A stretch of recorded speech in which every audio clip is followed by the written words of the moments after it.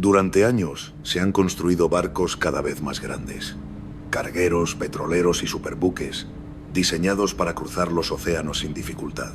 Gigantes de acero que parecen preparados para soportarlo todo. Pero, en algunas ocasiones, no lo están tanto como aparentan. A lo largo de la historia reciente, algunos de estos buques modernos y enormes protagonizaron tragedias difíciles de explicar. En 1978, el carguero alemán MS München desapareció en el Atlántico, pero durante horas siguieron llegando señales de auxilio procedentes de su posición, incluso cuando ya nadie esperaba volver a saber de él. En 1980, el MV Derbyshire, el mayor barco británico de su época, se hundió durante un tifón y murieron los 44 tripulantes que iban a bordo sin que se encontrara ningún cuerpo. Y en 2015, el carguero estadounidense El Faro se perdió dentro de un huracán, dejando grabaciones reales que permiten conocer cómo fueron sus últimos momentos. Hoy conocerás estas y otras historias reales de grandes buques que demostraron que el tamaño y la tecnología no siempre garantizan seguridad.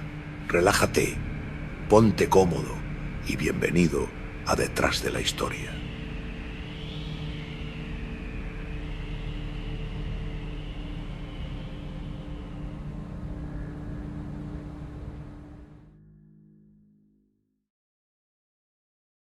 MS München, año 1978. El carguero alemán que desapareció en el Atlántico. Hay historias reales que parecen imposibles incluso hoy, en una época llena de radares, satélites y sistemas de comunicación. Y esta empieza con una pregunta inquietante. ¿Qué pensarías si un barco gigantesco, uno de los más avanzados de su tiempo, pidiera ayuda desde mitad del océano, cuando ya nadie esperaba volver a saber de él?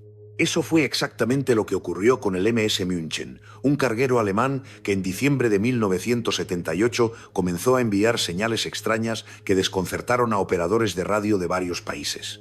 No eran mensajes claros, eran fragmentos, palabras sueltas, coordenadas que no encajaban, llamadas que parecían aparecer y desaparecer sin una lógica clara.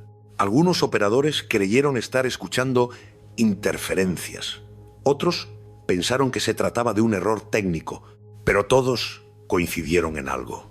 Esas señales parecían venir de un barco que estaba pasando por algo muy grave. Lo más inquietante es que esas transmisiones no procedían de un solo lugar. Fueron recogidas por distintos barcos y estaciones costeras repartidas por el Atlántico Norte. Cada uno entendía algo distinto. Unos lograban identificar el nombre del buque, otros captaban expresiones inconexas. Incluso hubo quien aseguró escuchar una voz tranquila, hablando en inglés con acento alemán, como si la persona que transmitía no estuviera entrando en pánico. Aquello no encajaba con una situación de emergencia normal. Un barco que sufre un accidente grave suele emitir mensajes breves, urgentes, directos. En el caso del München, lo que llegaba eran restos de información, como si la comunicación se rompiera una y otra vez en mitad de cada intento. Mientras esas señales seguían apareciendo de forma irregular, nadie tenía claro qué estaba ocurriendo realmente. El München era un buque conocido, respetado y considerado extremadamente resistente. No era un viejo carguero oxidado ni un barco mal mantenido.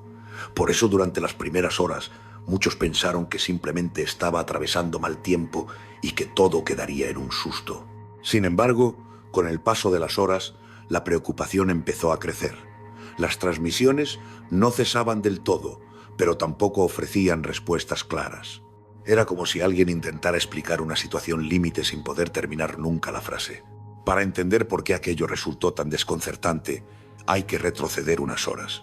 Poco antes de que comenzaran esos mensajes, el operador de radio del München, Jörg Ernst, mantenía una conversación completamente normal con un amigo suyo que trabajaba en otro barco alemán, el MS Caribe. No hablaban por un canal oficial, sino por una frecuencia informal que los marinos utilizaban a veces para charlar. La conversación era distendida. Ernst Comentó que atravesaban una tormenta fuerte en el Atlántico Norte y que algunas ventanas del puente habían sufrido daños, pero en ningún momento transmitió preocupación real. Para él, aquello formaba parte del trabajo. Había vivido muchas situaciones parecidas.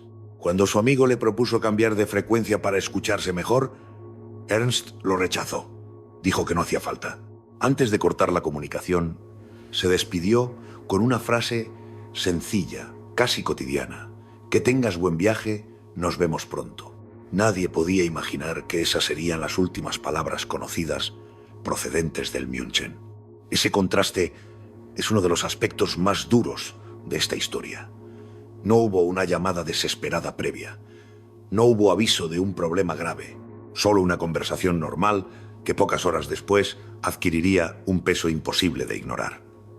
A partir de ese momento, el barco ya no volvió a comunicarse de forma clara. Solo quedaron esas señales confusas que nadie lograba interpretar del todo. Y aquí aparece la gran contradicción que convirtió el caso del München en uno de los más impactantes del siglo XX. Aquel barco no debía desaparecer así. Había sido construido pocos años antes en astilleros modernos, bajo estándares muy exigentes. Era un buque enorme, con casi 300 metros de longitud, diseñado para cruzar el Atlántico en pleno invierno. Sus ingenieros lo habían preparado para soportar condiciones extremas. De hecho, dentro del sector marítimo se le consideraba prácticamente imposible de perder en una tormenta convencional. Su propio diseño transmitía seguridad. Era potente, estable y contaba con sistemas pensados para mantener la navegación incluso en situaciones difíciles. Durante años había completado decenas de travesías sin incidentes graves. Por eso, cuando comenzaron a circular las noticias sobre su desaparición, muchos se negaban a creerlo. Si un barco como ese podía perderse sin dejar una explicación clara, entonces ninguno estaba realmente a salvo. Ese es el punto exacto en el que la historia del MS München deja de ser un simple accidente marítimo y se convierte en algo mucho más inquietante. Porque no hablamos de un fallo evidente, ni de una negligencia clara, ni de un error fácil de señalar. Hablamos de un gigante del mar que pidió ayuda de forma extraña y luego dejó tras de sí una serie de preguntas que aún hoy siguen sin una respuesta definitiva. Hubo un momento concreto en la investigación que cambió por completo la forma de entender lo ocurrido. No fue una teoría, ni un informe, ni una suposición. Fue un hallazgo físico, algo que se podía ver, tocar y medir. Días después de iniciarse la búsqueda, uno de los barcos participantes localizó un objeto que pertenecía sin ninguna duda al MS München, uno de sus botes salvavidas. A simple vista parecía un descubrimiento esperanzador, pero bastaron unos minutos para comprender que aquel hallazgo no traía buenas noticias. El bote no estaba como debería. No había sido soltado al agua de manera normal, no mostraba señales de uso por parte de la tripulación. Lo que llamó la atención fue la forma en la que había sido arrancado del barco. Los enormes pasadores metálicos que lo sujetaban estaban doblados hacia atrás, deformados como si una fuerza brutal hubiera golpeado el costado del buque y empujado el bote en dirección contraria. Aquello no tenía sentido. El bote se encontraba instalado a más de 20 metros por encima del nivel del mar. Para arrancarlo de esa manera, algo debía haber impactado el barco con una violencia difícil de imaginar. Ese detalle dejó desconcertados a los investigadores. No encajaba con una tormenta normal, no cuadraba con un fallo mecánico, tampoco explicaba las palabras sueltas que habían llegado por radio horas antes. Era como si el München hubiera sufrido un golpe directo, repentino y extremadamente potente. Un golpe que no provenía de otro barco ni de una explosión interna. Simplemente algo había alcanzado su estructura en pleno océano. A partir de ese momento, los mensajes fragmentados comenzaron a cobrar otro sentido. Las palabras captadas por distintos operadores empezaron a analizarse con más atención. Cuando alguien había escuchado forward, quizá no se refería a una orden cualquiera, sino a un daño en la parte delantera del buque. Cuando apareció la expresión 50 degrees starboard, tal vez indicaba una inclinación peligrosa hacia un lado. Incluso el término collision, que durante días generó confusión, empezó a entenderse de otra manera, no como un choque con otro barco, sino como un impacto violento contra algo inesperado. El problema era que ninguna de esas piezas encajaba del todo. Cada mensaje parecía llegar desde un momento distinto de la emergencia. Algunos podían corresponder al inicio del problema, otros a fases posteriores. Era como intentar reconstruir una tragedia completa a partir de frases sueltas, escuchadas entre interferencias, sin saber el orden real en el que se habían pronunciado. Esa falta de claridad complicó enormemente la investigación y, sobre todo, retrasó la reacción inicial. Uno de los factores más graves fue la posición transmitida por el München. Las coordenadas que llegaron por radio resultaron ser incorrectas. Cuando los primeros equipos comenzaron la búsqueda, lo hicieron en una zona que no coincidía con la ubicación real del barco. Durante horas, aviones y buques rastrearon un área inmensa sin encontrar absolutamente nada. Ese error, que hoy se considera clave, pudo deberse a sistemas dañados, a una mala lectura o simplemente a la confusión del momento. Pero sus consecuencias fueron decisivas. Mientras tanto, la operación de búsqueda crecía sin parar. Participaron barcos mercantes, unidades militares y aviones de varios países. El Atlántico Norte se llenó de rutas de rastreo, con naves separadas por pocos kilómetros, recorriendo el mar de forma metódica. A medida que pasaban los días, comenzaron a aparecer más objetos relacionados con el München. Balsas salvavidas intactas, boyas de emergencia, chalecos flotando cubiertos de aceite. Ninguno mostraba señales de haber sido utilizado por personas. Cada nuevo hallazgo confirmaba una realidad difícil de aceptar. La tripulación no había tenido oportunidad real de abandonar el barco en condiciones normales. Las balsas estaban completas, cerradas, como si nunca hubieran llegado a desplegarse. Eso reforzaba la idea de que todo ocurrió muy deprisa, sin margen para organizar una evacuación. No se trató de una situación prolongada en la que la tripulación pudiera reaccionar con calma. Algo había cambiado el destino del barco de forma repentina. Con el paso de los días, la búsqueda se convirtió en una de las mayores operaciones de este tipo en el Atlántico. Más de 80 barcos y decenas de aeronaves participaron en ella. Sin embargo, el mar seguía devolviendo únicamente restos dispersos. Nunca el cuerpo principal del buque, ni señales claras de supervivientes. Poco a poco, la esperanza fue desapareciendo y los responsables se vieron obligados a dar por finalizadas las tareas. Lo que quedaba sobre la mesa era una pregunta cada vez más inquietante. ¿Qué tipo de fuerza podía dañar un carguero moderno, arrancar un bote situado a gran altura, inutilizar sus sistemas y dejar tras de sí solo fragmentos? A esas alturas, ya nadie hablaba de un simple temporal. El MS München había sido vencido por algo que todavía no tenía nombre claro, pero que empezaba a perfilarse como el verdadero protagonista de esta historia. A medida que pasaban los días y la investigación avanzaba, empezó a quedar claro que el caso del MS München no encajaba en ninguno de los patrones habituales. No había indicios de incendio, no existían pruebas de una explosión y tampoco se encontraron restos que apuntaran a un choque con otro barco. Todo lo que aparecía en el agua parecía contar la misma historia. El buque había sufrido un daño grave y repentino, algo que lo dejó sin capacidad de reacción en muy poco tiempo. Y, sin embargo, nadie podía señalar con certeza qué había sido. En ese punto, algunos investigadores comenzaron a mirar hacia una idea que durante décadas había sido considerada poco más que una exageración de marineros veteranos. Desde hacía siglos, hombres que trabajaban en el océano hablaban de olas gigantes que surgían sin aviso, mucho más altas que el resto, capaces de golpear un barco como si fuera una pared de agua. Durante mucho tiempo, esos relatos fueron vistos como fruto del miedo, del cansancio o de la imaginación en situaciones extremas. la ciencia no las reconocía oficialmente. El problema era que el caso del Munchen parecía encajar demasiado bien con esas viejas descripciones.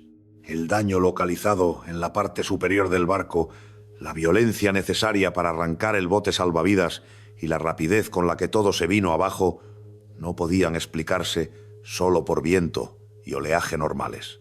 Era como si el barco hubiera recibido un golpe frontal, directo, concentrado en un solo instante. Aún así, en 1978 no existía una base científica sólida para sostener esa posibilidad.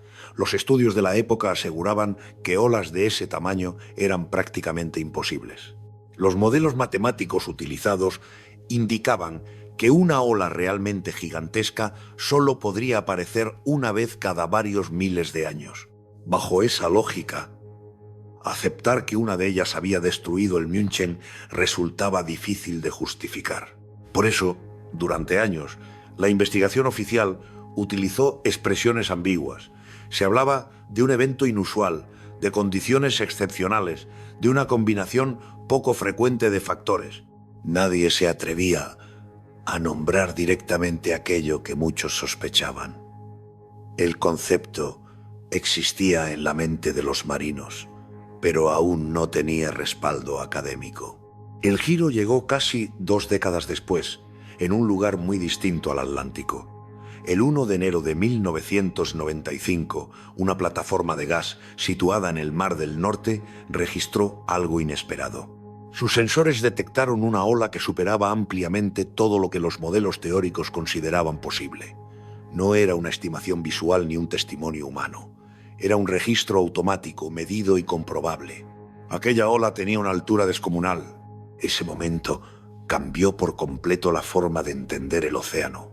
Por primera vez, se demostró que esas enormes paredes de agua no solo existían, sino que podían aparecer de forma repentina, sin necesidad de un gran aviso previo. A partir de entonces, comenzaron a revisarse antiguos naufragios que nunca habían tenido una explicación clara. Entre ellos, el del MS München. Con este nuevo conocimiento, muchos expertos volvieron a estudiar los datos de 1978, el lugar donde navegaba el barco, las corrientes de la zona, la dirección del viento y el tipo de tormenta que atravesaba encajaban ahora dentro de un escenario muy concreto. Era posible que el München hubiera entrado en una combinación perfecta de factores: corrientes opuestas, oleaje cruzado y viento extremo. Una situación capaz de generar, durante unos segundos, una ola mucho más grande que las demás. No se trataba de un fenómeno continuo, sino de algo puntual. Una sola embestida, un impacto capaz de dañar gravemente la estructura superior del buque, inutilizar equipos clave y dejarlo a merced del mar. Esa explicación empezaba a unir muchas de las piezas que antes parecían inconexas. De pronto, las palabras sueltas captadas por radio adquirían otro significado. El daño en la parte delantera, la inclinación peligrosa, la pérdida de control. Incluso el hecho de que el barco pudiera haber permanecido a flote durante horas sin capacidad real de maniobra encajaba con esa hipótesis. No fue una destrucción inmediata, sino una condena progresiva. El MS München pasó así de ser un misterio incomprensible a convertirse en un caso clave para entender uno de los fenómenos más peligrosos del océano. No porque se hubiera resuelto por completo, sino porque ayudó a demostrar que el mar todavía guarda comportamientos que durante mucho tiempo fueron ignorados, y que en ocasiones basta un solo instante para cambiar el destino de un gigante construido para resistirlo todo. Llegados a este punto, la pregunta ya no era qué teoría resultaba más espectacular, sino cuál explicaba mejor todos los hechos conocidos. Con los años, investigadores y expertos comenzaron a reconstruir de forma prudente lo que pudo ocurrir aquella noche de diciembre de 1978. No como una escena de película, sino como una cadena de acontecimientos reales, posibles y coherentes entre sí. Según esta reconstrucción, el MS München navegaba entre olas muy altas cuando, en cuestión de segundos, quedó atrapado en una zona especialmente peligrosa del océano. Primero habría descendido bruscamente entre dos grandes masas de agua. Ese movimiento dejó su proa expuesta justo en el momento equivocado. Antes de que el barco pudiera recuperar estabilidad, una enorme pared de agua se habría levantado frente a él y lo habría golpeado de forma directa. No fue una sucesión de impactos, sino uno solo, concentrado y devastador. La fuerza del agua habría dañado la parte superior del buque, destrozado ventanas, antenas y sistemas esenciales, y arrancado el bote salvavidas que más tarde sería encontrado deformado. A partir de ahí, la situación se volvió crítica. Con parte de sus equipos inutilizados y sin control completo, el barco quedó a la deriva en medio de un temporal que no daba tregua. Aún así, todo indica que el München no se hundió de inmediato. Durante horas, posiblemente más de un día, permaneció flotando con una fuerte inclinación, lo que explica la larga duración de las señales automáticas que siguieron emitiéndose. La tripulación, repartida por distintas zonas del buque, apenas habría tenido margen para coordinar una evacuación real. El tiempo jugó en su contra. Cada nueva embestida empeoraba la situación. El agua entraba poco a poco, el peso aumentaba y la estabilidad se reducía. Finalmente, el barco terminó por desaparecer bajo el océano, llevándose consigo a las 28 personas que iban a bordo. No hubo una última comunicación clara, ni una confirmación final. Solo quedaron los restos dispersos que durante días fueron apareciendo en el área de búsqueda. Con el paso de los meses, las autoridades marítimas alemanas publicaron su informe oficial. En él no se encontraron fallos graves en el diseño del barco ni errores evidentes de la tripulación. El documento evitaba afirmaciones tajantes y hablaba de nuevo de un evento extraordinario. En aquel momento todavía no existía un lenguaje adecuado para describir con precisión lo ocurrido. La ciencia aún iba por detrás de la experiencia real de los marinos. Décadas después, con una comprensión mucho mayor del comportamiento del océano, el caso del MS München comenzó a verse de otra manera, ya no como un simple naufragio sin explicación, sino como una de las primeras pruebas indirectas de un fenómeno que durante años fue ignorado. Su pérdida ayudó a cambiar normas de seguridad, a revisar diseños y a reconocer que incluso los barcos más modernos pueden encontrarse con situaciones para las que no existe defensa posible. A día de hoy, el lugar exacto donde descansa el München sigue siendo desconocido. Nunca se ha localizado su estructura principal. No hay imágenes, ni restos definitivos, ni una confirmación visual de su final. Solo existen los datos, los objetos recuperados y el relato reconstruido a partir de ellos. Un gigante de casi 300 metros que continúa fuera del alcance humano, en una de las zonas más profundas y hostiles del Atlántico. La historia del MS München no es la de un error humano ni la de una mala decisión aislada. Es el recordatorio de que incluso en plena era moderna, el mar conserva una capacidad absoluta para imponer sus propias reglas. Un solo instante, una combinación exacta de fuerzas puede ser suficiente para derrotar a una obra que había sido diseñada para resistirlo todo. Y por eso, más de 40 años después, su desaparición sigue siendo una de las historias más impactantes jamás ocurridas en el océano. MV Derbyshire, año 1980, la tragedia marítima con 44 tripulantes. Hay desapariciones que desconciertan por su misterio y otras que lo hacen por su magnitud, pero pocas resultan tan difíciles de asimilar como la del MV Derbyshire. Porque no estamos hablando de una pequeña embarcación ni de un accidente aislado. Hablamos del mayor barco británico jamás perdido en el mar. Un gigante de acero que una noche dejó de existir, sin enviar una sola llamada clara de auxilio, ningún mensaje de emergencia, ninguna señal de aviso. Simplemente un punto que desapareció del mapa. El Derbyshire navegaba por el mar de China cuando atravesaba el tifón Orchid. Una tormenta intensa, sí, pero no desconocida para un buque de ese tamaño. Aún así, el barco no volvió a comunicarse. Cuando las horas comenzaron a pasar y nadie recibía noticias, la preocupación fue en aumento. Lo desconcertante era que, incluso en situaciones graves, los grandes cargueros suelen lograr transmitir algún tipo de aviso. En este caso, no hubo nada. Ni una frase incompleta, ni una coordenada dudosa, ni una llamada breve. Para quienes seguían su ruta desde tierra, el Derbyshire parecía haberse desvanecido de golpe. Esa ausencia total de comunicación convirtió el caso en algo especialmente inquietante. Un barco de más de 300 metros, cargado hasta los límites y tripulado por profesionales experimentados, no podía desaparecer así, sin dejar rastro. Y sin embargo, eso fue exactamente lo que ocurrió.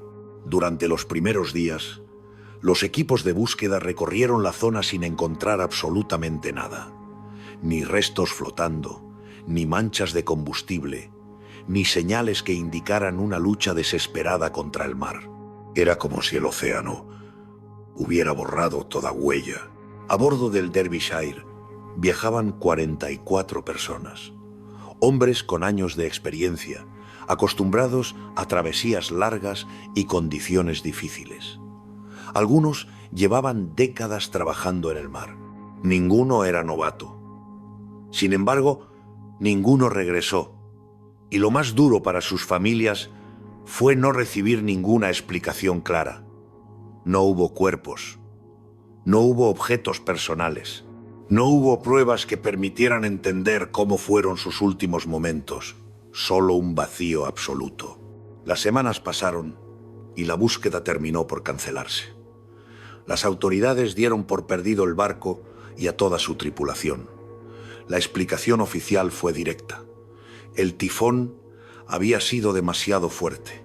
El mar, una vez más, había reclamado lo que era suyo.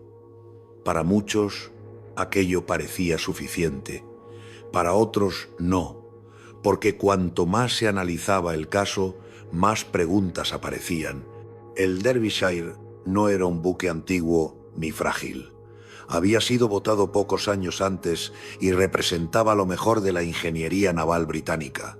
Su tamaño era descomunal. Su estructura estaba pensada para transportar enormes cantidades de mineral de hierro sin comprometer la estabilidad.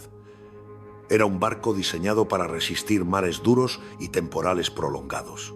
De hecho, había realizado decenas de travesías similares sin incidentes graves. El viaje que realizaba aquel septiembre de 1980 tampoco era excepcional. Cubría una ruta habitual entre Canadá y Japón, transportando mineral pesado, una carga común en este tipo de buques. No llevaba mercancías peligrosas ni realizaba maniobras arriesgadas. Todo indicaba que se trataba de una travesía dura, pero dentro de lo normal para ese tipo de embarcaciones.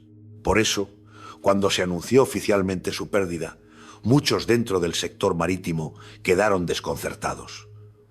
Un barco de esas dimensiones no debía hundirse sin dejar rastro, no debía desaparecer tan rápido y, sobre todo, no debía hacerlo sin ofrecer ningún aviso previo. Esa contradicción fue la semilla de una duda que tardaría años en crecer, pero que nunca llegó a desaparecer del todo. Para las familias, aceptar la versión oficial resultó casi imposible. No solo habían perdido a sus seres queridos, sino que además se les pedía que asumieran una explicación incompleta, sin pruebas visibles. El Derbyshire había sido declarado víctima de una tormenta, pero nadie podía señalar exactamente qué había fallado, ni cómo ocurrió, ni por qué todo sucedió con tanta rapidez. Así comenzó una de las historias más incómodas del mundo marítimo, la de un barco gigantesco que no pidió ayuda, la de una tripulación completa que nunca volvió, y la de una tragedia que con el paso del tiempo demostraría que no todo lo ocurrido aquella noche podía explicarse únicamente por el mal tiempo. Cuando las autoridades dieron por finalizada la búsqueda, la explicación fue tan rápida como contundente. El Derbyshire había sido sorprendido por el tifón Orchid, y el mar había hecho el resto. No se habló de fallos, ni de errores, ni de posibles problemas técnicos. El caso quedó cerrado bajo una conclusión cómoda.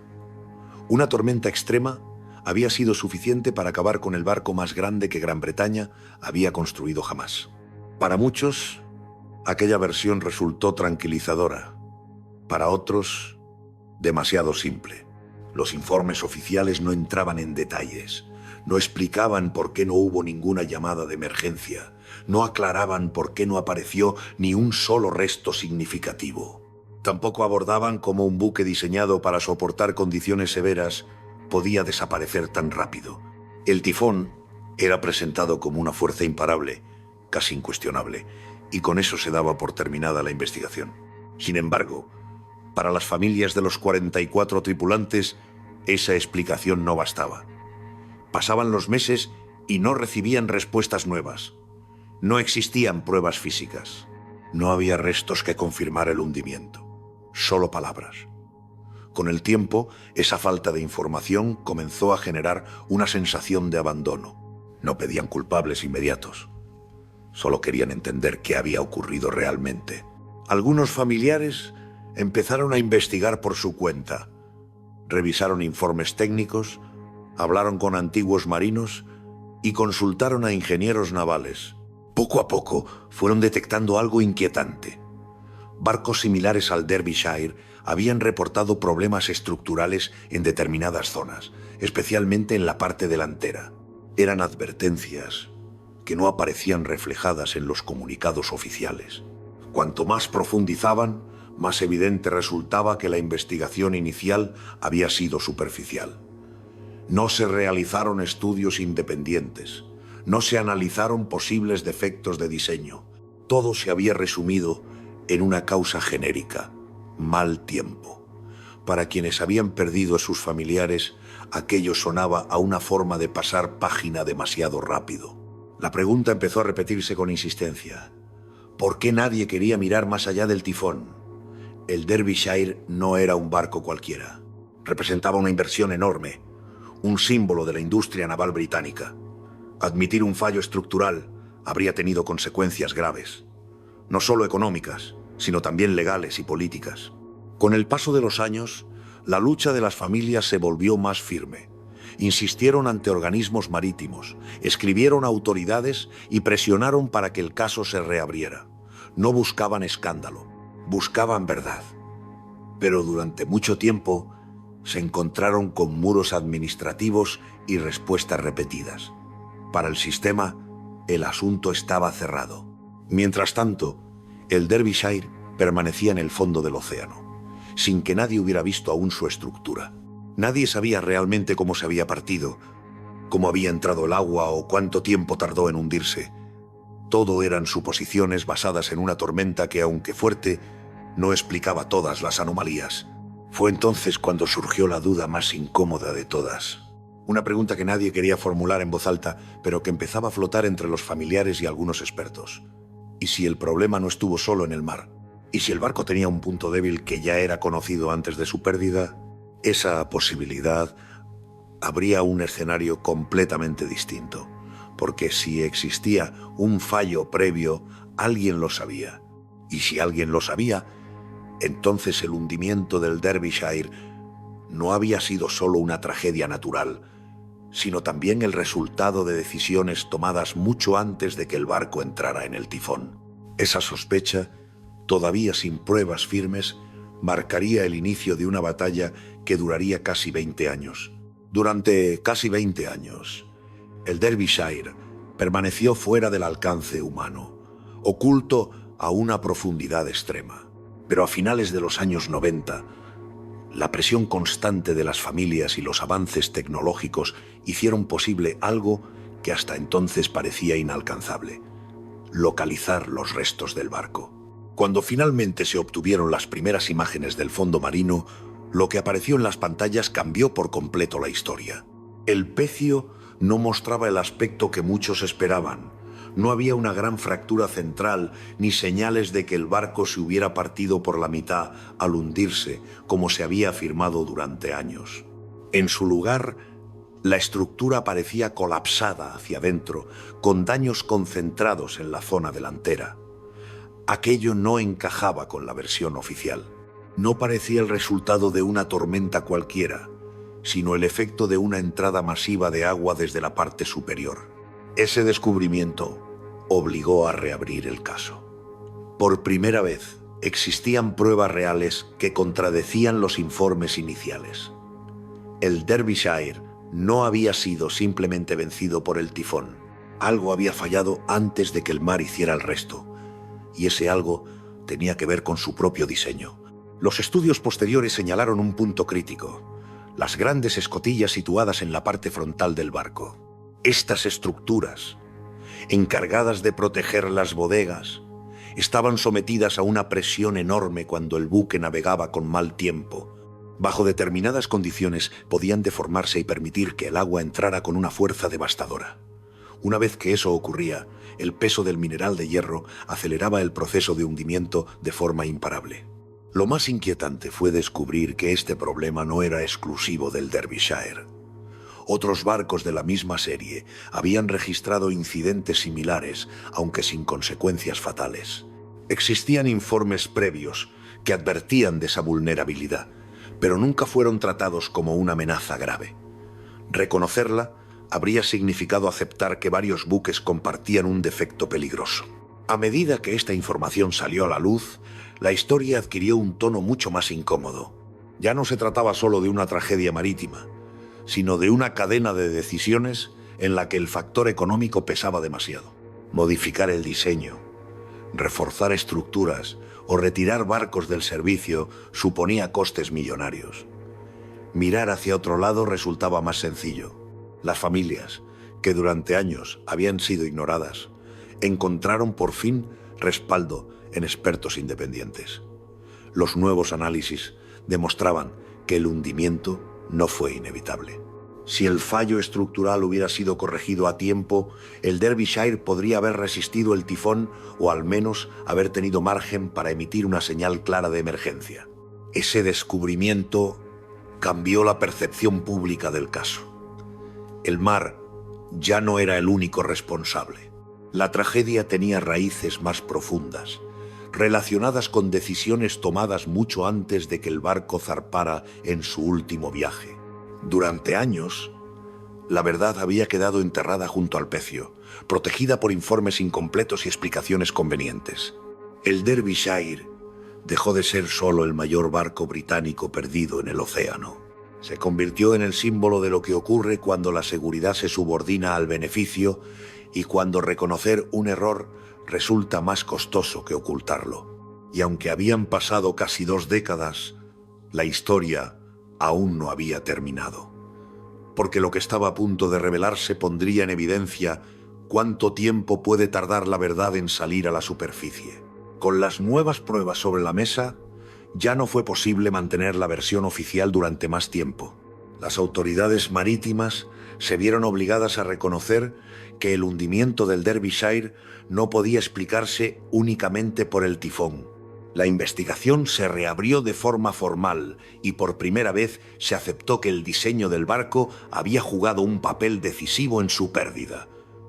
Aquello marcó un antes y un después. La tragedia dejaba de ser un accidente inevitable y pasaba a convertirse en una advertencia.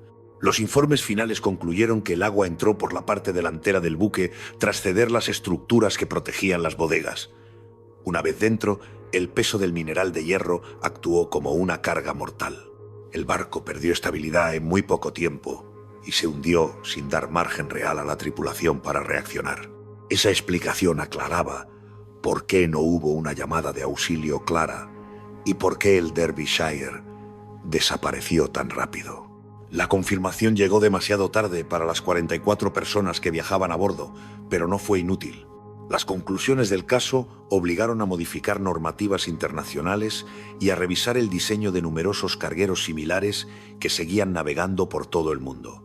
Se reforzaron estructuras, se cambiaron sistemas y se establecieron nuevos criterios de seguridad, medidas que no existían cuando el Derbyshire zarpó en su último viaje. Durante casi 20 años, las familias habían luchado contra informes incompletos, negativas y retrasos. Cuando finalmente se reconoció la verdad, no hubo celebraciones ni alivio real. Solo la certeza de que su insistencia había evitado que otras tripulaciones corrieran la misma suerte. El precio de esa verdad había sido demasiado alto. El Derbyshire nunca volvió a la superficie.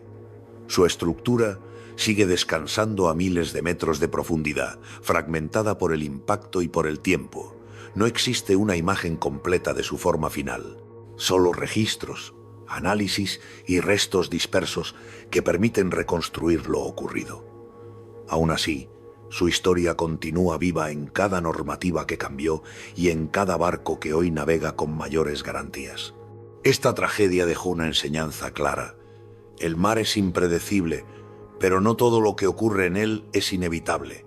A veces, los mayores peligros no están en las tormentas, sino en los errores que se aceptan como normales y en las decisiones que se posponen por conveniencia.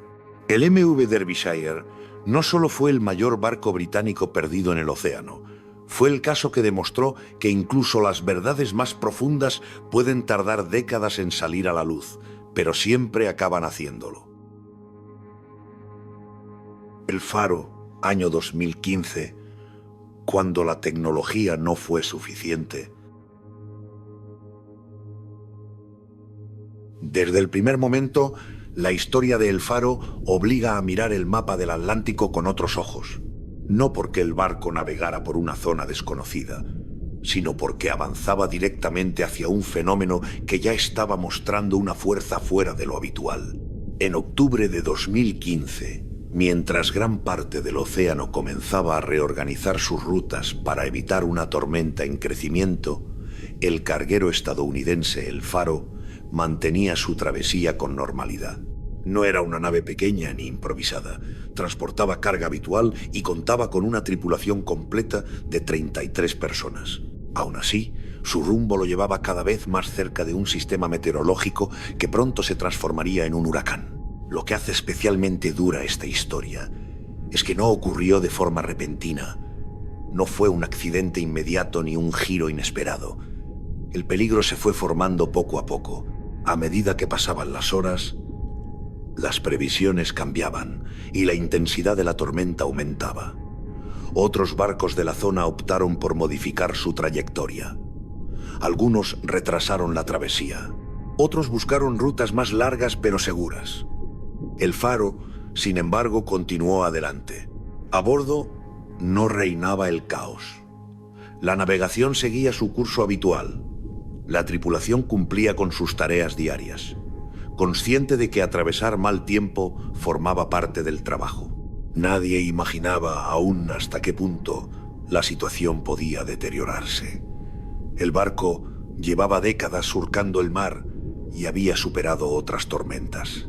Esa experiencia acumulada generaba una confianza peligrosa, la sensación de que una vez más todo acabaría pasando. Con el avance del sistema tropical, la situación comenzó a complicarse. El mar se volvió más agitado y el viento aumentó de forma constante. El Faro ya no navegaba frente a una tormenta distante, sino en una zona donde el margen de maniobra empezaba a reducirse.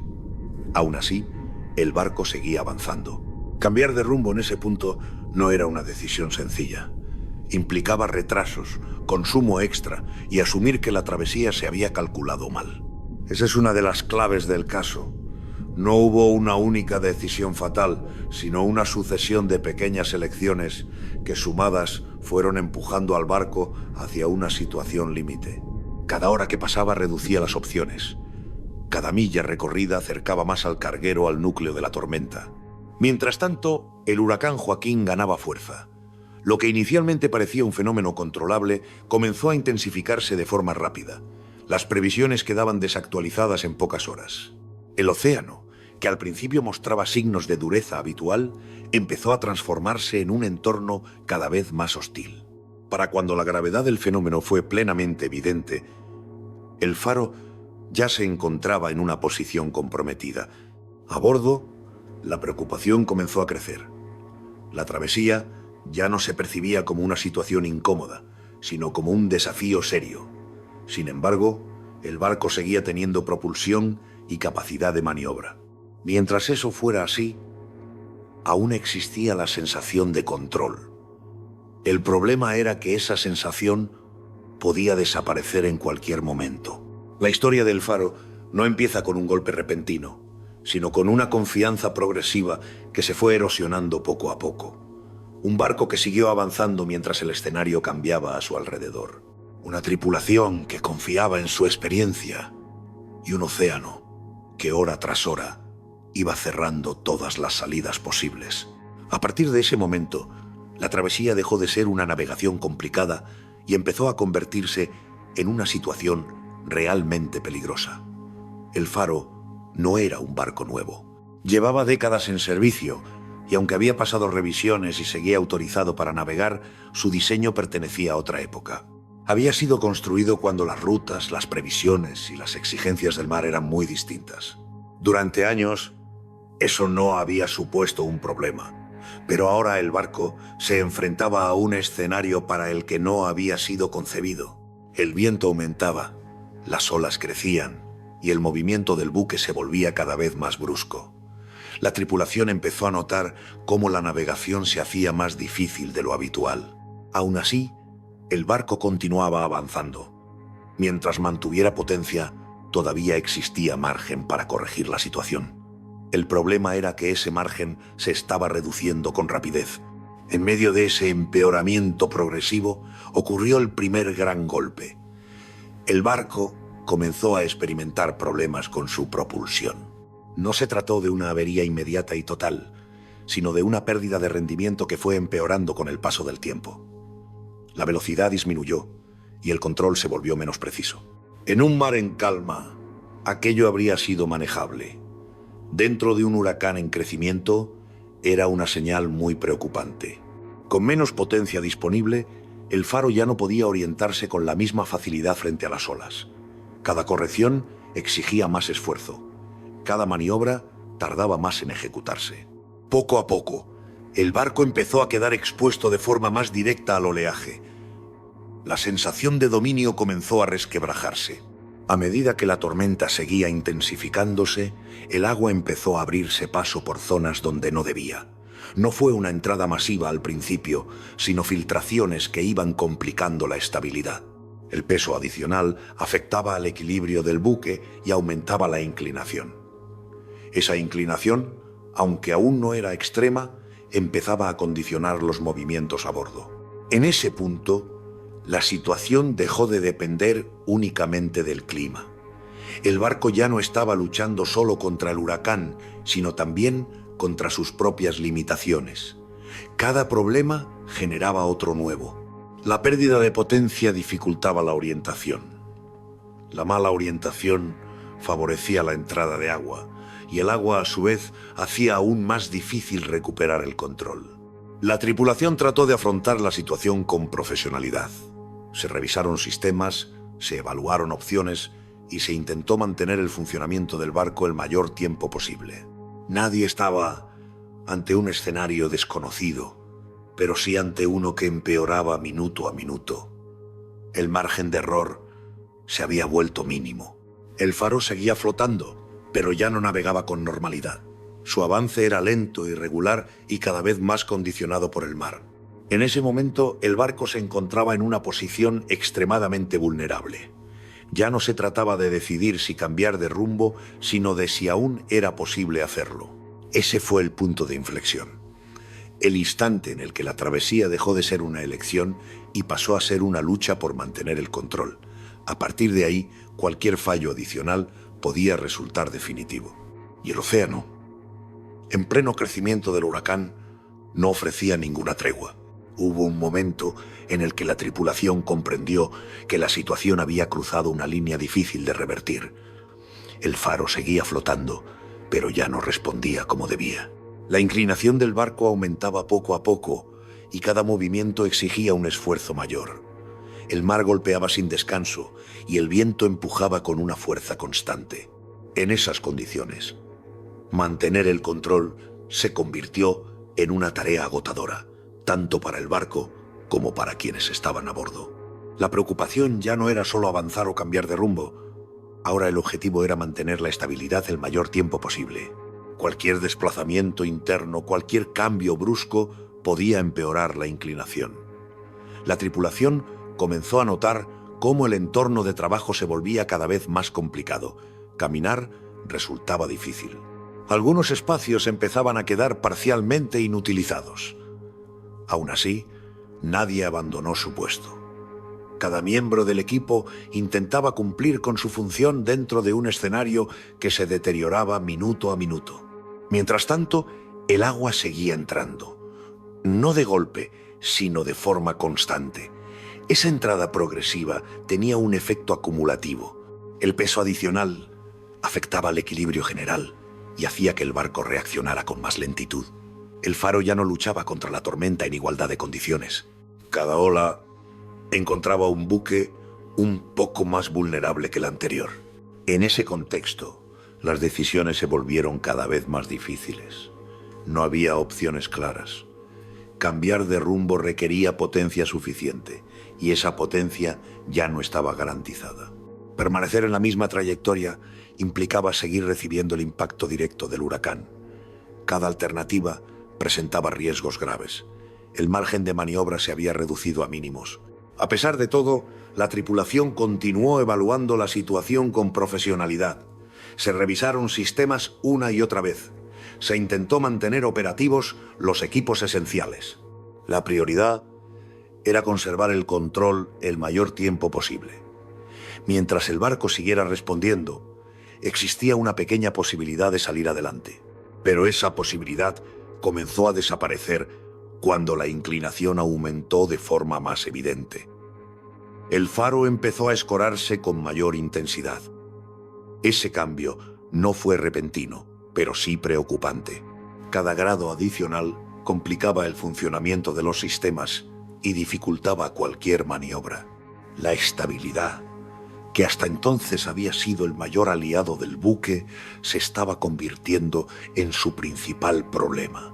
A medida que la situación empeoraba, el contacto con tierra adquirió una importancia crucial. Las comunicaciones servían para informar del estado del barco y solicitar asistencia. Sin embargo, las condiciones meteorológicas dificultaban enormemente las transmisiones. El huracán interfería con las señales y hacía que cada intento de comunicación fuera un desafío en sí mismo. Llegó un punto en el que el faro realizó su última comunicación conocida. Fue un contacto breve, sin dramatismo, centrado en explicar la gravedad del momento. No hubo exageraciones ni frases alarmistas. Solo la constatación de que el barco se encontraba en serias dificultades. Después de ese intercambio, ya no volvió a responder. A partir de ahí, el carguero quedó completamente solo frente al huracán, sin ayuda cercana, sin posibilidad real de remolque y con unas condiciones que empeoraban por momentos. El océano ya no daba tregua. Cada ola golpeaba con mayor fuerza y el viento seguía aumentando. Las horas siguientes solo pueden reconstruirse de forma indirecta. Lo que se sabe es que el barco continuó perdiendo estabilidad hasta alcanzar una inclinación crítica. En ese punto, mantener el equilibrio se volvió imposible. El peso del agua acumulada, combinado con la fuerza del mar, terminó por superar cualquier capacidad de recuperación. El faro no se hundió de forma inmediata tras el último contacto. Todo indica que resistió durante un tiempo más, luchando contra una situación que ya no tenía solución real. Finalmente, el carguero terminó desapareciendo en una de las zonas más violentas del huracán. Cuando las autoridades confirmaron la pérdida del barco, la noticia recorrió rápidamente el mundo marítimo. 33 personas habían desaparecido junto con él. La búsqueda posterior permitió localizar restos, y con el paso del tiempo el pecio fue encontrado a gran profundidad, confirmando el desenlace. La tragedia de El Faro no fue el resultado de un único error ni de una sola causa. Fue la suma de decisiones, limitaciones y condiciones extremas que se encadenaron hasta dejar al barco sin salida. Una historia que demuestra cómo, incluso con experiencia y preparación, el mar puede situar a cualquier tripulación en una posición imposible. Cuando se confirmó la desaparición de El Faro, comenzó una investigación que desde el principio tuvo un enfoque muy distinto al de otros naufragios. No se trataba solo de determinar dónde se había hundido el barco, sino de comprender por qué había terminado navegando hacia una situación tan extrema. Las autoridades marítimas Iniciaron un análisis completo del viaje, revisando comunicaciones, decisiones tomadas y el contexto en el que se desarrolló la travesía. Uno de los primeros puntos que llamó la atención fue la planificación de la ruta. El barco había partido con una trayectoria que en ese momento parecía aceptable según la información disponible. Sin embargo, a medida que el huracán Joaquín fue intensificándose, esa ruta se volvió cada vez más peligrosa. La investigación concluyó que las previsiones meteorológicas disponibles no se interpretaron con la suficiente cautela y que el riesgo fue subestimado. También se analizó el estado del buque. El Faro llevaba muchos años en servicio y, aunque cumplía con las normativas vigentes, presentaba limitaciones propias de su diseño. No estaba concebido para enfrentarse a un huracán de gran intensidad de forma directa.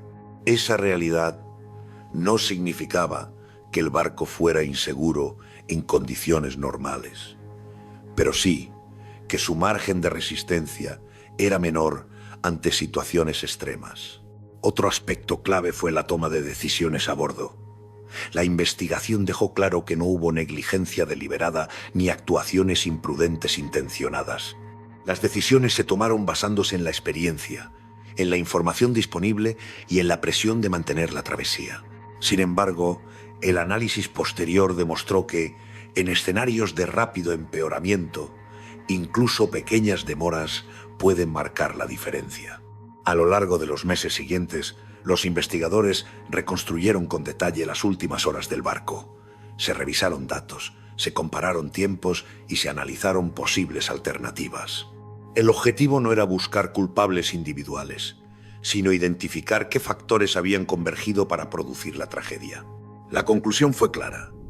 El hundimiento del Faro fue el resultado de una cadena de circunstancias que se fueron acumulando hasta dejar al barco sin opciones reales. El hallazgo del pecio permitió confirmar muchos de estos puntos. El carguero se encontraba a gran profundidad, fragmentado por el impacto y por la presión. Su localización ayudó a establecer cómo se produjo el hundimiento y descartó teorías iniciales que no encajaban con los restos encontrados. La evidencia coincidía con una pérdida progresiva de estabilidad en un entorno extremadamente hostil. Las conclusiones finales de la investigación tuvieron un impacto inmediato en el sector marítimo. Se revisaron protocolos de navegación en zonas con tormentas intensas, se reforzó la importancia de modificar rutas con mayor antelación y se actualizaron procedimientos de comunicación y toma de decisiones. El caso de El Faro pasó a estudiarse como un ejemplo de cómo una situación puede deteriorarse rápidamente cuando varios factores se combinan. Más allá de los cambios técnicos, la historia dejó una lección humana profunda. La tripulación de El Faro no actuó con imprudencia ni desprecio por el peligro. Eran profesionales acostumbrados al mar, con años de experiencia. Su tragedia demostró que la confianza acumulada durante años de navegación puede convertirse, sin quererlo, en un factor de riesgo cuando las condiciones superan lo previsto. Con el paso del tiempo, El Faro se convirtió en una referencia obligatoria en la formación marítima moderna. Su historia se analiza no para señalar errores, sino para entender cómo funciona la toma de decisiones bajo presión, cómo el entorno, el tiempo y la responsabilidad influyen en cada elección, y cómo, en ocasiones, el margen entre continuar o detenerse puede ser mínimo. Hoy, el nombre de El Faro permanece ligado a una de las tragedias marítimas más significativas del siglo XXI. No por su tamaño ni por su carga, sino por lo que permitió aprender. Su pérdida recordó que el océano sigue siendo un entorno impredecible, donde la tecnología ayuda, pero no garantiza seguridad absoluta.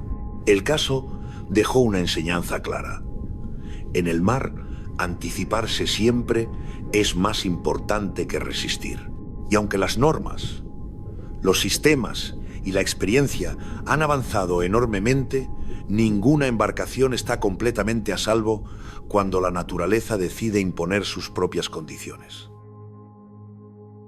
SS Waratah, año 1909. El gran buque que desapareció sin dejar rastro. Hay desapariciones que dejan restos, testimonios y certezas parciales. Y luego están las que no dejan absolutamente nada. La historia del SS Waratah pertenece a este segundo grupo, un gran buque de pasajeros y carga que en 1909 se desvaneció en una de las rutas marítimas más transitadas del hemisferio sur.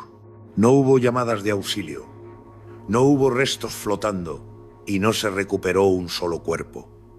Para quienes siguieron su travesía desde tierra, el Waratah simplemente dejó de existir. El barco había zarpado de Durban, en Sudáfrica, con destino a Ciudad del Cabo. Era un trayecto habitual, bien conocido por los capitanes de la época y frecuentado por numerosos buques. A bordo viajaban más de 200 personas entre pasajeros y tripulación. Muchos de ellos regresaban a Europa tras estancias en Australia o Sudáfrica. Nadie podía imaginar que ese tramo relativamente corto del viaje sería el último. Cuando el Waratah no llegó a su destino en el tiempo previsto, al principio no cundió la alarma. Las demoras eran comunes en aquella época, especialmente con mal tiempo. Sin embargo, conforme pasaban los días, la preocupación creció. Ningún barco informó haberlo cruzado. Ningún puerto recibió noticias. El silencio administrativo empezó a convertirse en inquietud real. Lo más desconcertante fue que el Waratah no navegaba por una zona aislada. Aquellas aguas eran recorridas constantemente por buques mercantes y de pasajeros. Aún así, nadie pudo confirmar haberlo visto tras su salida de Durban. La posibilidad de que un barco de ese tamaño desapareciera sin dejar rastro parecía casi inconcebible incluso para los estándares del siglo XX. Con el paso de las semanas, las autoridades asumieron lo impensable. El Waratah se había perdido con todas las personas que iban a bordo. Más de 200 vidas desaparecieron sin una explicación clara. Las familias quedaron sin cuerpos, sin despedidas y sin respuestas. No hubo pruebas materiales que permitieran reconstruir lo ocurrido. Solo quedaban conjeturas. Para entender por qué esta desaparición resultó tan impactante, hay que conocer qué tipo de barco era el Waratah. No se trataba de una nave antigua ni improvisada. Había sido construido pocos años antes, en 1908, en astilleros británicos. En su época era considerado moderno, robusto y bien equipado. Contaba con comodidades para los pasajeros y una estructura diseñada para largos viajes oceánicos. El Waratah había sido concebido como un gran buque mixto, capaz de transportar tanto pasajeros como carga. Era amplio, estable en teoría, y estaba destinado a convertirse en una pieza importante de las rutas entre Europa, Australia y Sudáfrica. De hecho, su nombre hacía referencia a una flor emblemática australiana, símbolo de fortaleza y resistencia. En su primer viaje ya había despertado admiración por su tamaño y apariencia. Para muchos pasajeros, subir a bordo del Waratah significaba seguridad. Representaba la tecnología marítima de su tiempo. Un barco nuevo transmitía confianza en una era en la que aún se recordaban numerosos naufragios de buques antiguos y mal construidos. Sin embargo, desde sus primeras travesías, comenzaron a surgir comentarios inquietantes. Algunos pasajeros afirmaron sentir movimientos extraños durante la navegación. Otros aseguraron que el barco se balanceaba más de lo esperado, incluso con mar moderado. Hubo quienes hablaron de una sensación de inestabilidad difícil de describir, aunque ningún incidente grave llegó a producirse. Estos comentarios no se reflejaron oficialmente en informes técnicos, pero quedaron registrados en cartas y testimonios personales. Para la mayoría, se trataba de impresiones subjetivas. En aquella época, las sensaciones de los pasajeros raramente se consideraban relevantes frente a los certificados de seguridad. Aún así, el Waratah continuó navegando. Completó varios trayectos sin accidentes. Nada parecía indicar que existiera un peligro inmediato. Por eso, cuando emprendió su último viaje, nadie sospechaba que aquel buque moderno y aparentemente fiable estaba a punto de convertirse en uno de los mayores enigmas marítimos de la historia. La tragedia del SS Waratah no impactó solo por la cantidad de personas desaparecidas, sino por la ausencia total de pruebas. No hubo restos que confirmar un hundimiento. No hubo testigos claros. No existió una escena final. Fue como si el océano hubiese cerrado la historia de golpe, dejando tras de sí únicamente preguntas. Y esas preguntas, más de un siglo después, siguen sin respuesta definitiva. Antes incluso de que el Waratah emprendiera su último viaje, ya existían señales que hoy resultan difíciles de ignorar. No eran advertencias oficiales ni informes técnicos alarmantes, sino comentarios repetidos de personas que habían viajado a bordo. Pasajeros de distintas travesías coincidían en una misma sensación. El barco no se comportaba como esperaban. Algunos hablaban de balanceos extraños. Otros afirmaban que, con mar relativamente tranquilo, el movimiento resultaba más brusco de lo normal. Uno de los testimonios más conocidos fue el de un pasajero que, tras completar un trayecto en el Waratah, decidió no volver a subir nunca más. Aseguró que el barco le daba mala impresión, como si no reaccionara bien a los cambios del mar. Sus palabras no fueron tomadas en serio en aquel momento. En una época en la que los viajes oceánicos ya implicaban riesgo, ese tipo de opiniones se consideraban exageraciones personales. El capitán del barco, así como la compañía naviera, confiaban plenamente en el buque. El Waratah contaba con certificados en regla y había sido inspeccionado antes de zarpar. No existía ninguna razón oficial para inmovilizarlo.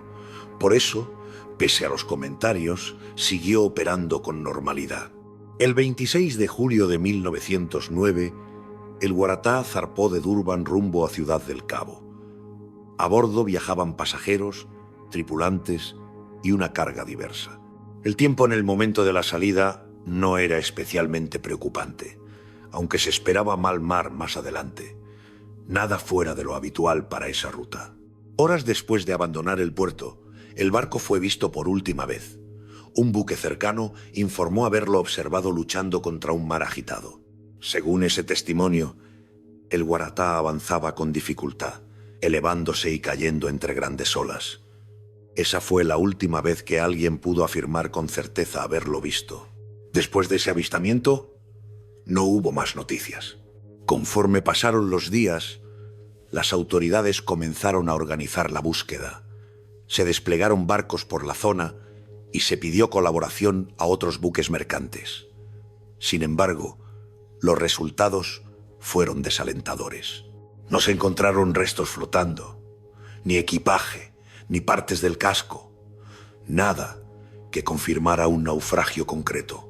Esa ausencia total de pruebas desconcertó incluso a los marinos más experimentados. En la mayoría de los hundimientos, el mar devuelve algo: madera, botes, objetos personales. En el caso del Waratah, no apareció absolutamente nada. Era como si el barco hubiera desaparecido en un solo momento. La falta de restos alimentó todo tipo de teorías. Algunos pensaron que el barco pudo volcar de forma repentina debido a un problema de estabilidad. Otros creyeron que una ola especialmente grande pudo haberlo tumbado de costado sin darle opción a recuperarse. También se habló de una posible entrada de agua por zonas mal selladas. El problema era que ninguna teoría podía confirmarse sin el pecio. Todo se basaba en suposiciones, testimonios aislados y análisis posteriores. Cada nueva hipótesis abría otra pregunta imposible de responder. Mientras tanto, las familias aguardaban noticias que nunca llegaron. No hubo recuperación de cuerpos, ni una localización aproximada del hundimiento. Para muchos, la espera se volvió insoportable. El Waratah se convirtió en una ausencia constante, en una historia sin final. Con el paso de los meses, la búsqueda oficial fue abandonada. Las autoridades concluyeron que el barco se había perdido en el mar, aunque sin poder explicar cómo. El caso quedó archivado, pero no resuelto. La desaparición del Waratah dejó una sensación inquietante en el mundo marítimo. Un buque moderno, en una ruta transitada, con buen tiempo al partir, había desaparecido sin dejar huellas. Aquello puso en duda la confianza absoluta que se tenía en los nuevos diseños navales de la época. Más allá de la tragedia humana, el caso comenzó a percibirse como una advertencia. Algo había fallado, pero nadie sabía exactamente qué. Y esa incertidumbre, más de 100 años después, sigue siendo el elemento más perturbador de la historia del SS Waratah. Con el paso del tiempo y ante la ausencia total de restos, comenzaron a surgir teorías cada vez más elaboradas sobre lo que pudo ocurrirle al Waratah. No se trataba de especulaciones fantasiosas, sino de intentos por encajar los pocos datos disponibles con el comportamiento conocido del barco y las condiciones del mar en aquella zona. Una de las hipótesis más repetidas apuntaba a un problema de estabilidad. Algunos ingenieros navales, al revisar los planos originales del buque, señalaron que el Waratah podía presentar un equilibrio delicado cuando navegaba con determinadas cargas. No significaba que fuera inseguro en todo momento, pero sí que podía reaccionar de forma brusca ante cambios repentinos del oleaje. Según esta teoría, una serie de olas fuertes podrían haber provocado una escora progresiva hasta alcanzar un punto sin retorno. En ese escenario, el barco habría volcado rápidamente, sin dar tiempo a la tripulación a enviar una señal de emergencia. Esto explicaría por qué no se recibió ningún aviso y por qué no aparecieron restos. Un vuelco completo podría haber arrastrado al buque al fondo en cuestión de minutos. Otra posibilidad considerada fue la de una gran ola aislada. En aquella época, este tipo de fenómenos no estaban reconocidos oficialmente, pero los marinos hablaban de ellas desde hacía generaciones. Una embestida de ese tipo, golpeando el costado del barco en el momento más desfavorable, podría haber provocado un colapso inmediato. Sin embargo, sin pruebas físicas, esta hipótesis quedó siempre en el terreno de lo probable, pero no demostrable. También se contempló la posibilidad de una entrada masiva de agua por algún punto vulnerable del casco. Un fallo estructural, combinado con mal tiempo, podría haber provocado una inundación rápida. De nuevo, la falta de restos impedía confirmar cualquier escenario con certeza. Durante décadas, el Waratah fue objeto de investigaciones privadas y expediciones independientes.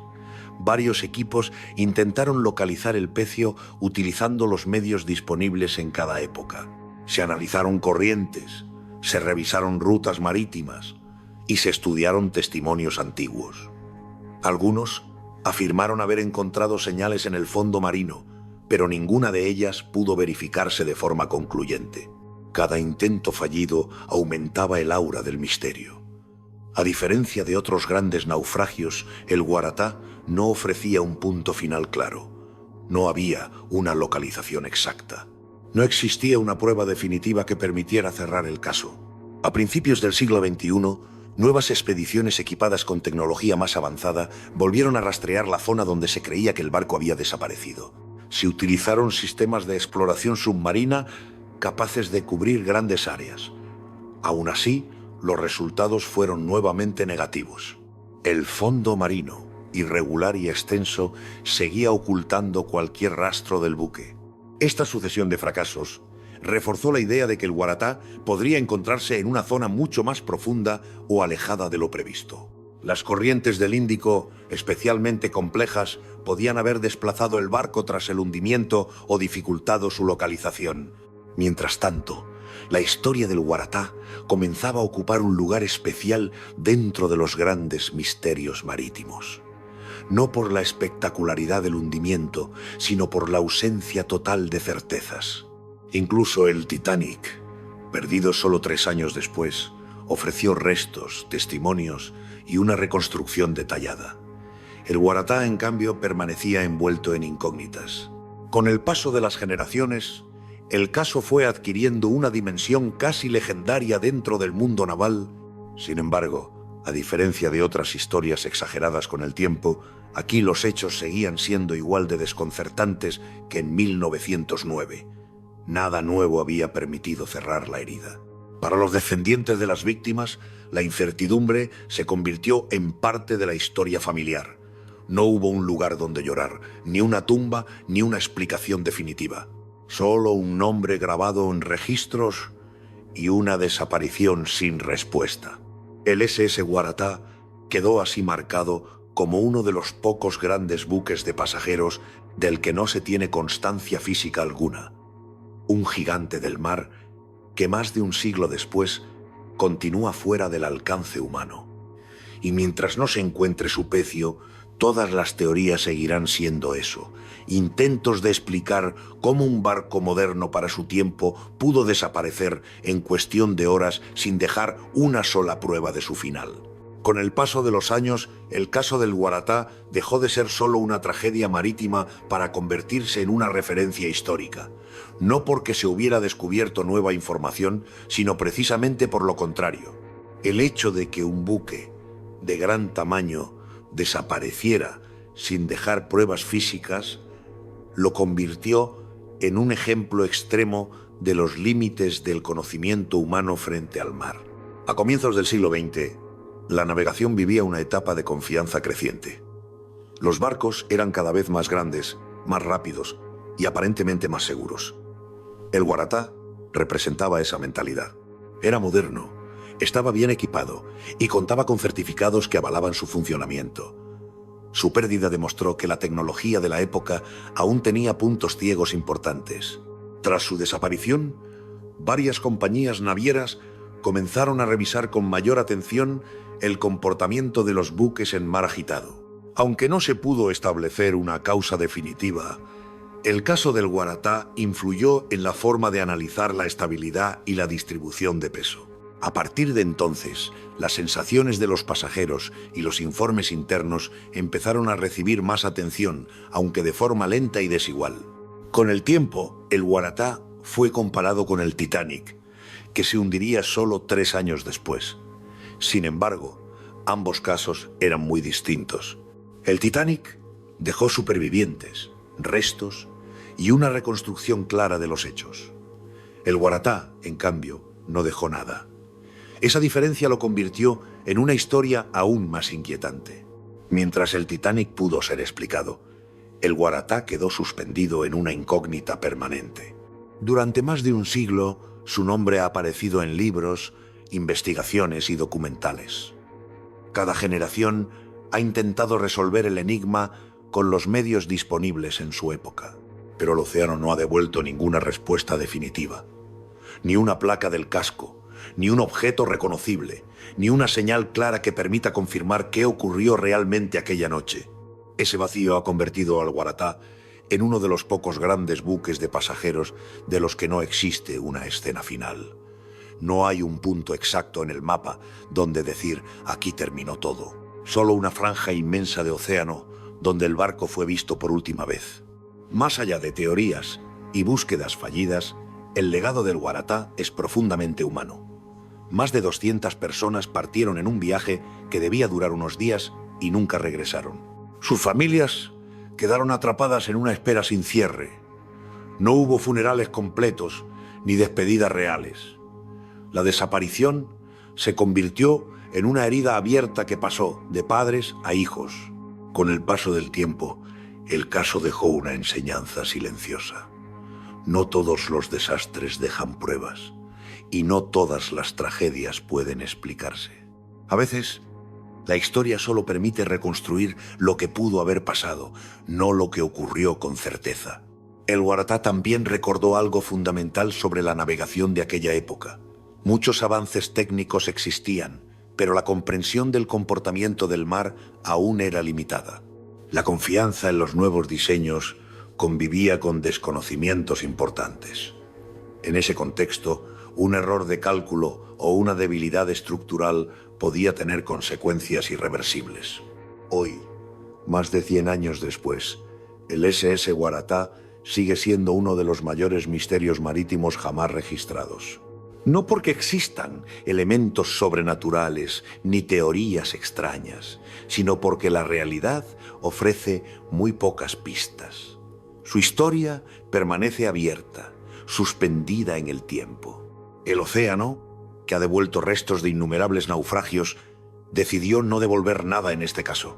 Y mientras su pecio continúe oculto, el Waratah seguirá siendo el ejemplo más claro de cómo un gran buque puede desaparecer sin explicación definitiva incluso en una ruta transitada y ante los ojos de su propia época. MV Baltic Ace, año 2012. El carguero que se hundió en 15 minutos. Hay accidentes marítimos que se desarrollan durante horas y otros que no conceden prácticamente ningún margen de reacción. La historia del MV Baltic Ace pertenece a este segundo grupo.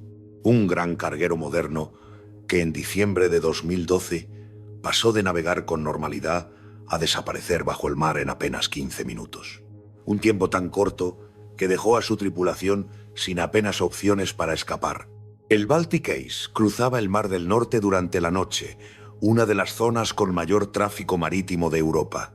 Por allí pasan a diario decenas de buques de gran tamaño, cargueros, petroleros y ferries que conectan distintos países.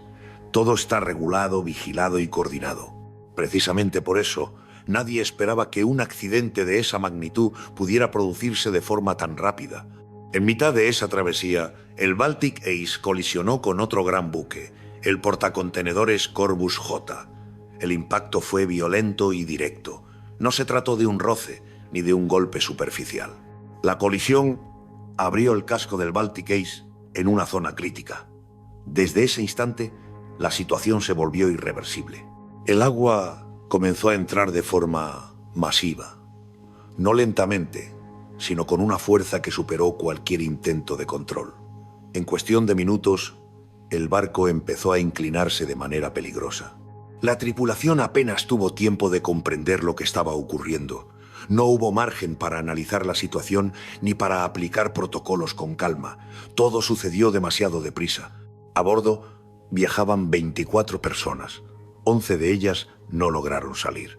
El hundimiento fue tan rápido que muchos quedaron atrapados en el interior del buque.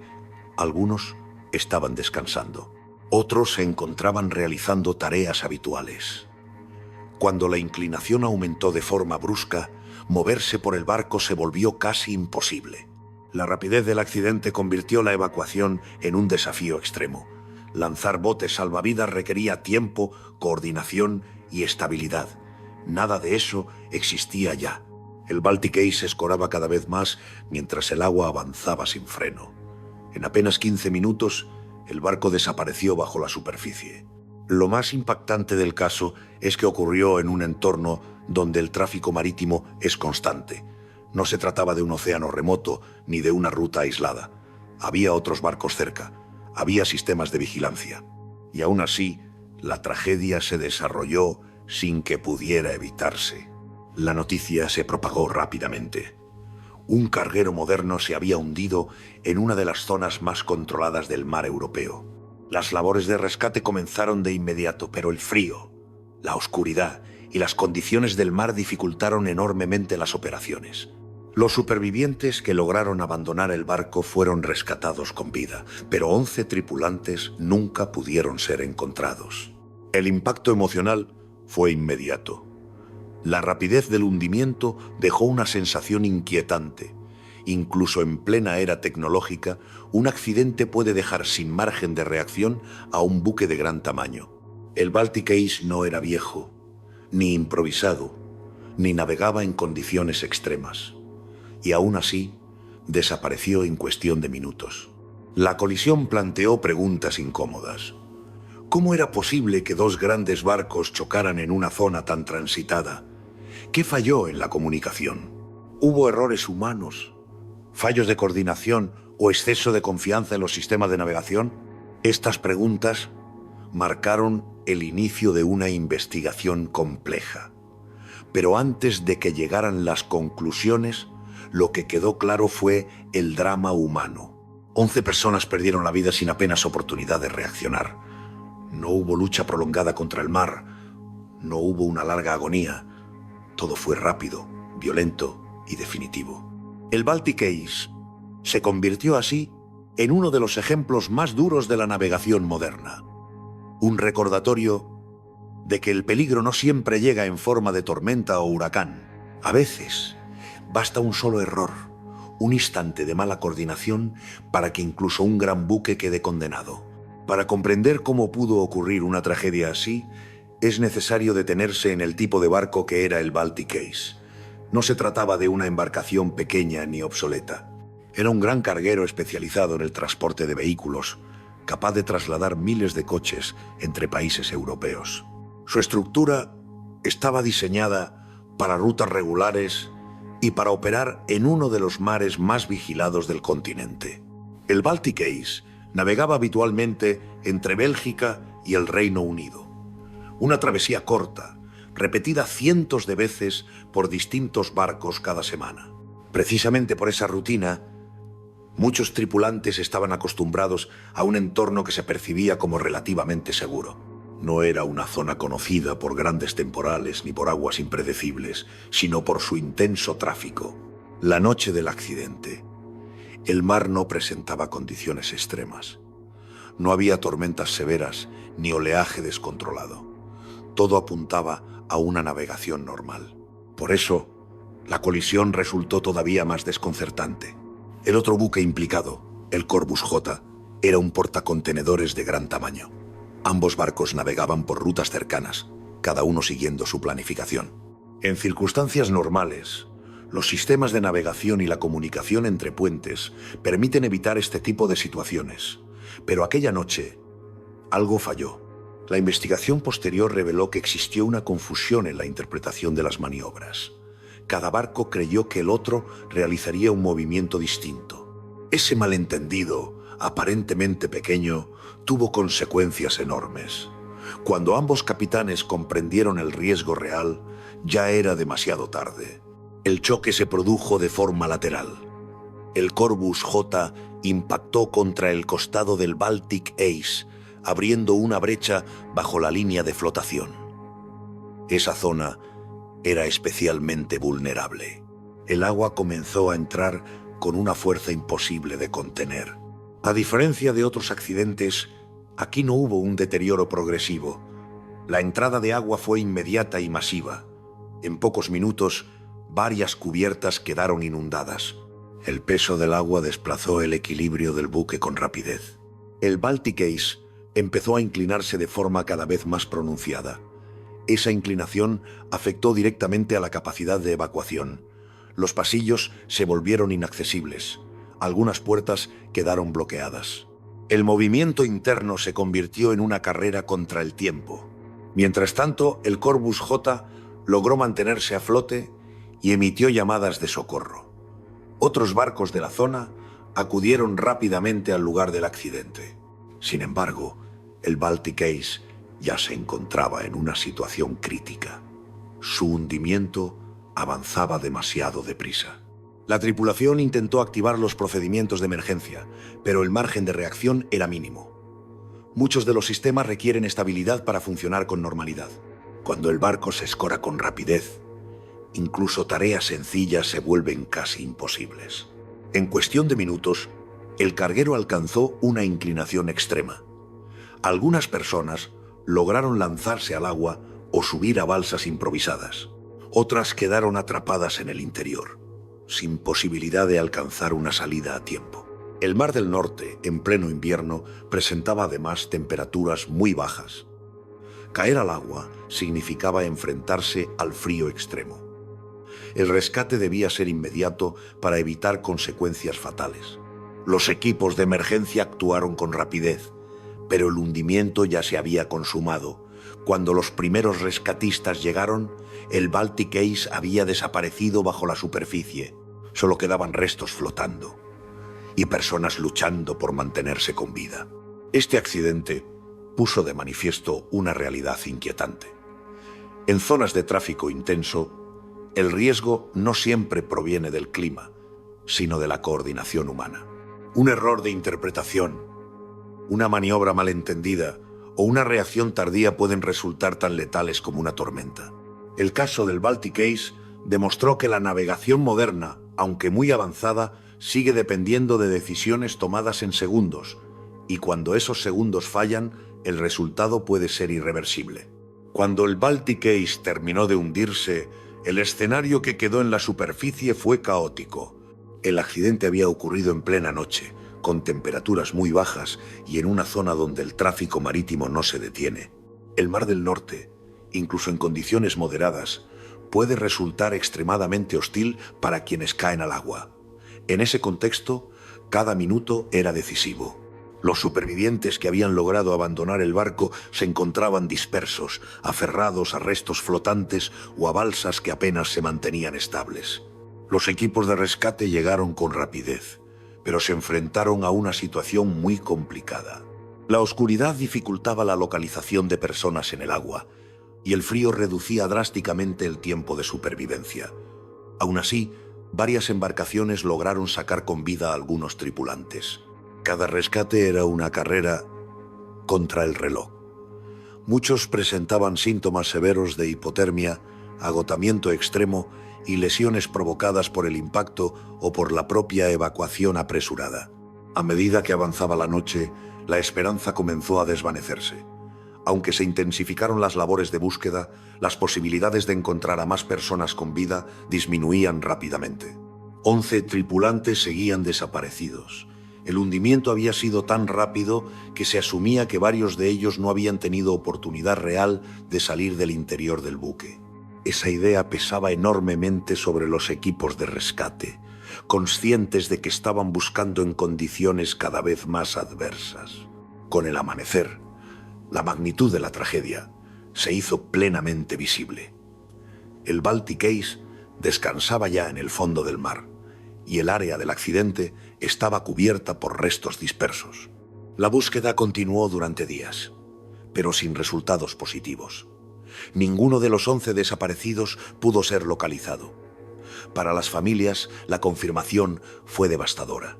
No solo habían perdido a sus seres queridos, sino que el mar no devolvía cuerpos ni ofrecía una despedida. Los supervivientes fueron trasladados a tierra y atendidos por los servicios médicos. Muchos de ellos arrastrarían durante años el recuerdo de aquellos minutos finales. El relato coincidía en un punto clave. Todo ocurrió demasiado rápido. No hubo tiempo para organizar una evacuación completa ni para reaccionar con claridad.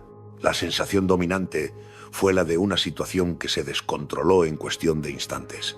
Mientras tanto, la atención mediática se centró en el hecho de que el accidente se había producido en una de las zonas marítimas más controladas de Europa. La pregunta se repetía constantemente: ¿cómo podía haberse producido una colisión así? La tragedia no solo afectaba a las familias, sino que ponía en cuestión la seguridad de un sistema que se consideraba altamente fiable. Las autoridades iniciaron una investigación exhaustiva. Se recopilaron datos de navegación, comunicaciones y movimientos previos al choque. Cada decisión tomada aquella noche fue analizada con detalle. No se trataba únicamente de determinar responsabilidades, sino de entender cómo dos grandes buques habían llegado a una situación tan peligrosa sin corregirla a tiempo. El caso generó un profundo impacto en el sector marítimo. Para muchos profesionales, el Baltic Ace se convirtió en un ejemplo de lo vulnerable que puede ser un buque moderno cuando el margen de reacción es mínimo. La rapidez del hundimiento sorprendió incluso a expertos con décadas de experiencia. Hasta entonces, se asumía que los grandes cargueros ofrecían un tiempo razonable para evacuar. Este accidente demostró que no siempre es así. Con el paso de los días, la tragedia pasó de ser una noticia de última hora a convertirse en un caso de estudio. El hundimiento del Baltic Ace evidenció que, incluso con tecnología avanzada, la seguridad marítima depende en gran medida de la coordinación humana. Un malentendido, una interpretación errónea o una reacción tardía pueden tener consecuencias irreversibles. Para las familias de los 11 desaparecidos, el tiempo no trajo consuelo. La ausencia de cuerpos y la rapidez del suceso dejaron un vacío difícil de asumir. No hubo explicaciones que aliviaran la pérdida, solo la certeza de que todo ocurrió demasiado deprisa. El Baltic Ace quedó así marcado como uno de los accidentes marítimos más duros de la Europa reciente. No por el número de víctimas únicamente, sino por la forma en que sucedió, rápida, inesperada y sin margen de corrección. Una tragedia que recordó al mundo marítimo que el peligro no siempre avisa y que incluso en las rutas más transitadas el error humano puede convertirse en una amenaza mortal. Tras el hundimiento del Baltic Ace, la investigación oficial se centró en reconstruir con precisión qué había ocurrido durante los minutos previos a la colisión. Se analizaron rutas, comunicaciones y decisiones tomadas desde ambos puentes de mando. El objetivo no era únicamente determinar responsabilidades, sino comprender cómo dos grandes buques habían llegado a una situación tan peligrosa en una zona tan transitada. Las conclusiones señalaron un fallo grave en la comunicación y en la interpretación de maniobras. Ambos barcos creyeron que el otro modificaría su trayectoria, lo que generó una falsa sensación de seguridad durante unos segundos decisivos. Cuando la situación real se hizo evidente, ya no existía margen suficiente para evitar el impacto. La tecnología estaba disponible, pero no fue utilizada de forma eficaz en el momento clave. El informe dejó claro que el accidente no fue causado por un problema técnico del Baltic Ace, ni por una tormenta, ni por una avería estructural previa. El barco funcionaba correctamente antes del choque. Fue la colisión la que desencadenó el hundimiento. Una brecha bajo la línea de flotación permitió una entrada de agua tan rápida que ningún sistema pudo compensarla. A partir de ese momento, el hundimiento se volvió inevitable. El diseño del portacoches, con grandes espacios internos, facilitó que el agua se desplazara con rapidez, acelerando la pérdida de estabilidad. En apenas minutos, el buque alcanzó una inclinación que imposibilitó cualquier intento de salvamento interno. Las responsabilidades legales se repartieron tras meses de análisis. Se estableció que ambos buques habían cometido errores de navegación.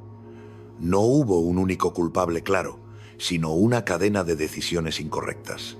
Este tipo de conclusión resultó especialmente dura para las familias, ya que no ofrecía una explicación sencilla ni un responsable directo.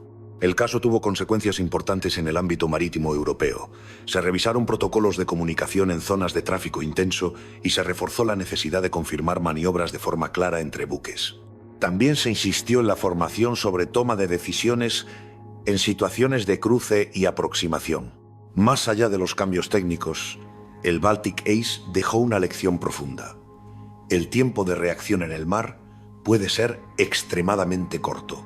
Durante años, se había asumido que los grandes buques ofrecían margen suficiente para evacuar en caso de emergencia. Este accidente demostró que esa creencia no siempre se cumple. El hundimiento también generó debate sobre el diseño de los portacoches. Su gran volumen interior, necesario para transportar vehículos, puede convertirse en un factor crítico cuando el agua entra de forma repentina. Aunque no se cuestionó su uso, sí se impulsaron estudios para mejorar compartimentaciones y sistemas de control. Para las familias de los 11 tripulantes fallecidos, el cierre judicial no trajo consuelo real. El mar no devolvió los cuerpos y el accidente ocurrió demasiado rápido como para ofrecer explicaciones emocionales. Lo único que quedó fue la certeza de que la tragedia no fue causada por una fuerza natural inevitable, sino por una cadena de errores humanos. Con el paso del tiempo, el Baltic Ace se convirtió en un caso de referencia dentro de la seguridad marítima moderna. No por su complejidad técnica, sino por su sencillez brutal. 2 barcos, una mala interpretación y 15 minutos para desaparecer. Hoy, el nombre del Baltic Ace permanece asociado a una advertencia clara.